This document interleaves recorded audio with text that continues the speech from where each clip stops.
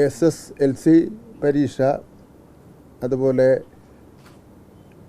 Higher secondary പരീക്ഷ, vocational higher secondary പരീക്ഷ എന്നീ പരീക്ഷകളുടെ നടത്തിപ്പുമായി ബന്ധപ്പെട്ടുള്ള എല്ലാ ഒരുക്കങ്ങളും പൂർത്തീകരിച്ചിരിക്കുകയാണ്.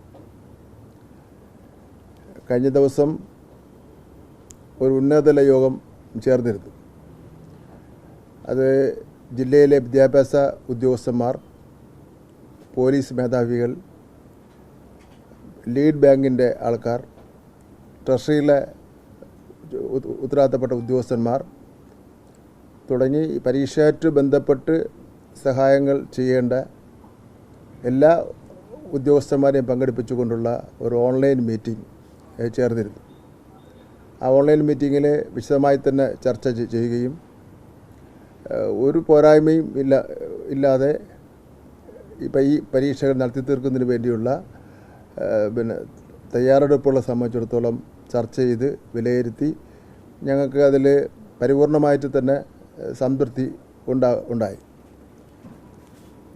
SSLC പരീക്ഷയ്ക്കാണെങ്കിൽ 2971 പരീക്ഷാ കേന്ദ്രങ്ങളാണുള്ളത്. അതുപോലെ ഹയർ സെക്കൻഡറിക്കാണെങ്കിൽ 2017 പരീക്ഷാ കേന്ദ്രങ്ങളാണുള്ളത്.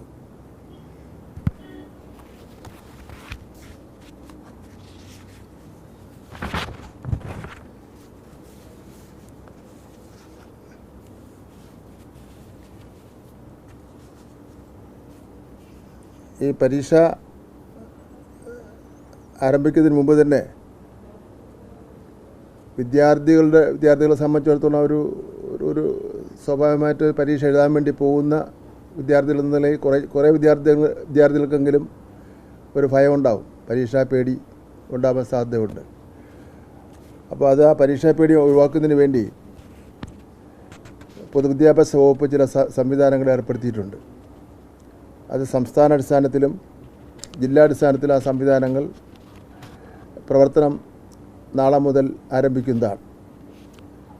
SSLC higher secondary, vocational higher secondary പൊതുപരീക്ഷകളുമായി ബന്ധപ്പെട്ട് കുട്ടികൾ അനുഭവിക്കുന്ന വിവിധ തരം സമ്മർദ്ദങ്ങൾ അത് ലഘൂകരിക്കുന്നതിനായി വിദ്യാർത്ഥികൾക്കും രക്ഷകർത്താക്കൾക്കും ആവശ്യമായ പിന്തുണ നൽകുന്നതിന് പൊതുവിദ്യാഭ്യാസ വകുപ്പിൻ്റെ ഹയർ സെക്കൻഡറി വിഭാഗം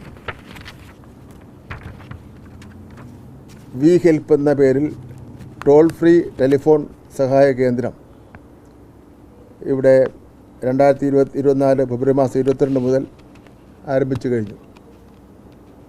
വിദ്യാർത്ഥികൾക്കും രക്ഷകർത്താക്കൾക്കും രാവിലെ 7 മണി മുതൽ വൈകുന്നേരം 7 മണി വരെ ഫോണിൽ കൗൺസിലിംഗ് സഹായം അവർക്ക് ലഭിക്കും. നിംഹാൻസ് ബാംഗ്ലൂർ എന്ന് പറഞ്ഞാൽ ഇതിൻ്റെ ഒരു വളരെ പ്രധാനപ്പെട്ട ഒരു കേന്ദ്രമാണ്. കൗൺസിലിംഗ് ഒക്കെ തന്നെ പഠിക്കുന്നതിന് വേണ്ടിയുള്ള പ്രധാനപ്പെട്ട ഒരു കേന്ദ്രമാണ്. നിംഹാൻസ് ബാംഗ്ലൂരിൽ നിന്നും പരിശീലനം ലഭിച്ച സൗഹൃദ കോർഡിനേറ്റർമാരാണ് കൗൺസിലിങ്ങിന് നേതൃത്വം നൽകുന്നത്. അവർ അധ്യാപകരാണ്.